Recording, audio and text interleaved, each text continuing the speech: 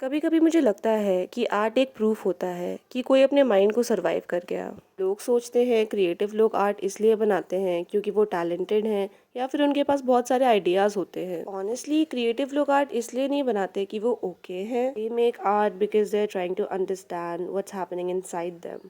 और शायद इसीलिए मैंने आज ये जर्नल बनाया। कभी ना रात के 2 बजे ऐसा लगता है कि दिमाग के अंदर हजार आवाजें एक साथ बात कर रही हो और आप बस सुन रहे हो। इस जर्नल की बिगिनिंग भी कुछ ऐसी ही है। मैंने सोचा था कि बस एक सिंपल आर्ट जर्नल बनाऊंगी, क्यूट सा, एस्थेटिक सा। लेकिन जैसे जैसे मैं पेजेस भरती गई मुझे रियलाइज हुआ कि मैं पेजेस नहीं भर रही हूँ, मैं उनमें अपने थॉट्स भर रही हूँ। इसलिए मैंने सबसे पहले ये पियानो बनाया बिकॉज ऑनेस्टली म्यूजिक सब समझ लेता है। कभी कभी वर्ड्स फेल हो जाते हैं पर एक मेलोडी वो सब बोल देती है जो हम कभी खुद एक्सप्लेन नहीं कर सकते। Life is a song, sing it. मैंने ये कोट इसलिए लिखा क्योंकि मुझे लगता है लाइफ हमेशा परफेक्ट नहीं होती, but even in the messy moments life keeps playing like a song. और शायद हमें सिर्फ उसे फील करना होता है, अपने वे में सिंग करना होता है, and even when the lyrics aren't perfect. So that was the inspiration. So now let's move on to our second page, which is inspired by Billie Eilish's debut album When We All Fall Asleep Where Do We Go.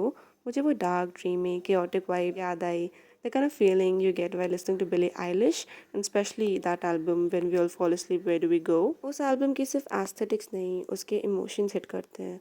वो feeling जैसे सब कुछ beautiful है और broken भी at the same time. और शायद इसीलिए मैंने नेक्स्ट पेज पे थिंग्स फॉल अपार्ट भी लिखा है, जो कि बिली आइलिश का एक गाना है वाइल्ड फ्लावर। उसकी लाइन है, I love wild flower, it's like one of my comfort songs. And you know weird चीज़ क्या है, कभी कभी हम रियल लाइफ में अपनी फीलिंग्स हाइड करते हैं पर आर्ट में एक्सीडेंटली सब सच सामने आ जाता है। And maybe that's why creative people make art, not because they're okay but they are trying to understand what's happening inside them. इस जर्नल को बनाते वक्त मुझे जेन्युइनली ऐसा फील हो रहा था कि मैं सिर्फ पेजेस को डेकोरेट नहीं कर रही हूँ, मैं अपने दिमाग के कॉर्नर्स को एक्सप्लोर कर रही हूँ। हर ब्रश स्ट्रोक रैंडम लग रहा होगा पर हर कलर किसी मूड जैसा फील हो रहा था। कभी येलो होप जैसा, कभी ब्लैक फियर जैसा, और कभी पिंक फेक स्माइल जैसा। कभी ओवर थिंकिंग नियॉन कलर्स जैसी लगती है, ब्राइट, इम्पॉसिबल टू इग्नोर, और इतनी लाउड कि साइलेंस भी नॉइज जैसा लगने लगता हो। और मुझे आर्ट का यही पार्ट पसंद है, doesn't ask you to be perfect, it just ask you to be honest, because maybe falling apart can create art too. And maybe that's beautiful in its strange own way. Thank you so much for watching and welcome to my chaotic world.